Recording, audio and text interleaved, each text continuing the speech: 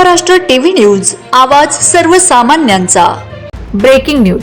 चकविरखल येथील दुकान फोडणाऱ्या चोरट्यांचा 48 तासात पर्दाफाश, पाथरी पोलिसांची जलद कारवाई।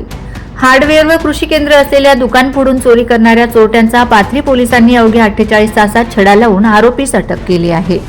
पाथरी पोलीस स्टेशन हद्दीत दिनांक 8 फेब्रुवारी 2026 रोजी चकविरखल गावच्या टी पॉइंटवरील सचिन आनंदराव गंडाटे राहणार विरखल यांच्या हार्डवेअर व कृषी केंद्र दुकानाचे शटर व सीसीटीव्ही कॅमेरे तोडून अज्ञात चोरट्यांनी दुकानातील काउंटरमधून 91,000 रुपये रोख व 2 लहान हातोडे असा मुद्देमाल चोरून नेल्याची घटना घडली होती।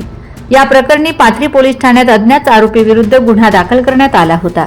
या गुन्ह्याचा तपास सुरू असताना गोपनीय बातमीदारामार्फत मिळालेल्या माहितीनुसार निलेश बंडू भोयर वय 26 व त्याचा अल्पवयीन मित्र राहणार निमगाव यास ताब्यात घेण्यात आले।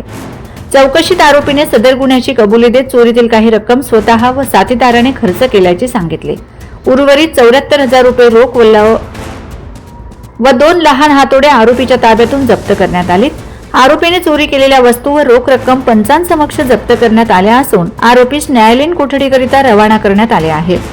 ही कारवाई पोलीस अधीक्षक सुदर्शन मोमक्का साहेब, अप्पर पोलीस अधीक्षक ईश्वर कातकडे साहेब व उपविभागीय पोलीस अधिकारी सत्यजित आंबले साहेब यांच्या मार्गदर्शनाखाली पोलीस निरीक्षक नितेश डोरलीकर, पोलीस उपनिरीक्षक गोविंद चाटे, खिलेश कोरे, अमित मस्के, मेघश्याम गायकवाड, गिरीधर आंबोरकर, बळीराम बारेकर, प्रवीण कोवे यांनी केले असून पुढील तपास पाथरी पोलीस ठाण्याचे पोलीस उपनिरीक्षक गोविंद चाटे करीत आहेत। वंदे महाराष्ट्र टीव्ही मीडिया प्रतिनिधी सुजित बसारकर, सावली।